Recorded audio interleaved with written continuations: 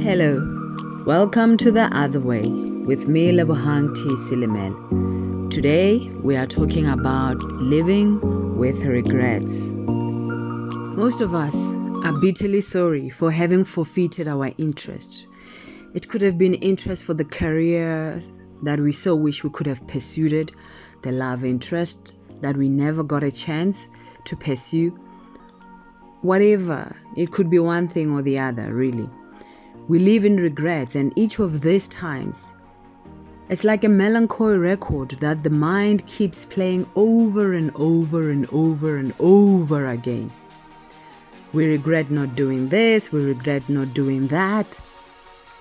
And we are constantly chanting, what if? What if? It is done. Whatever is done in the past cannot be undone. There is no point in crying over spilled milk, because regrets of the past just add up to a pile of obsessions which you carry around until you are either exhausted or you're 6 feet under.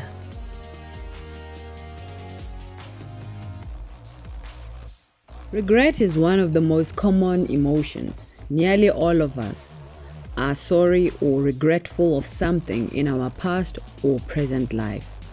But some people handle their regrets much better than others. Without dismissing their regrets, they are able or they have learned to live with their regrets. It is within the context of this subject matter that the main objective of this episode is to share some insight on how to live with your regrets.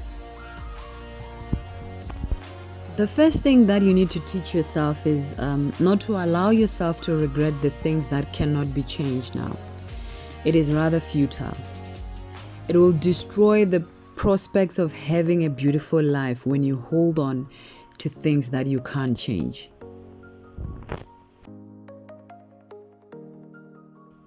Rather use regrets as tools with which to build a better future.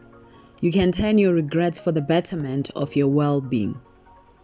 Of course, you have to know the difference between vain regrets and useful regrets. Vain regrets continually dwell on the obnoxious side. You know when we forever talking about, in my times I used to do this, in my times I used to be the most beautiful girl, in my times I used to be the best soccer player, and there's nothing to show for it. These regrets continually will dwell on the loss of either imaginary talents, imaginary lovers, imaginary fortunes, things that we wish we could have been, but we aren't. They stem from not so real remorse, but from thwarted vanity. Vain regrets can actually be corrected. Instead of romanticizing the what could have been, you can actually correct the mistake. As long as they don't largely exist in hopes and dreams.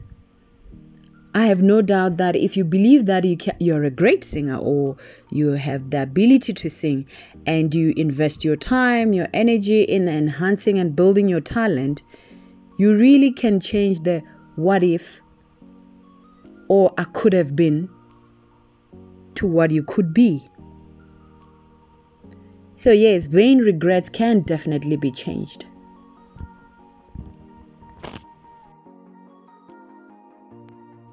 In hindsight, useful regrets help us to build our character traits, your built-in personality. For instance, if you regret not having patience, if you regret not having time for your family, useful regrets can be turned around for your own personal development and growth. It can help you to teach yourself to be more patient, to be more understanding, to be more lenient.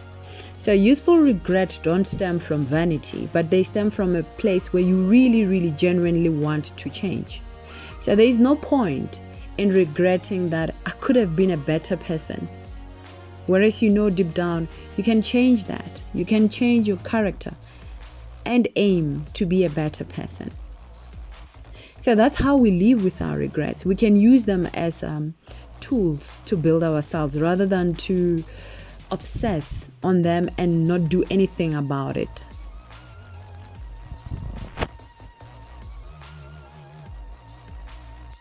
What if or I could have doesn't pay, but only brings with it feelings of depression and despondency? Whenever you chant, if I could have done this, or if I have done that, or it really doesn't pay, it has never shown any profit. So don't clutter your mind with what might have been, what if, what could have. Don't clutter your mind with such. What matters, what really matters, is now. So step into your own power and start doing. There is nothing to be gained by beating your head against the wall, wondering what you could have been. Rather cease to regret things that are done, that did not happen, and channel your energies on what you can accomplish now. When we face our definite mistakes and blunders that we have made, we have practical examples of what not to repeat again. And as such, we find ourselves not repeating the same mistakes. Regrets serve as that, a litmus paper to remind you not to repeat the same thing. So you can administer your time so that you eliminate much of regret. If you want to change your weight, if you want to improve your singing, if you want to start that business, start doing instead of mulling over regrets. If you want to register for that educational course, start the process so that one day you don't regret it. Discard what does not serve your spirit. Discard everything that is vain or false.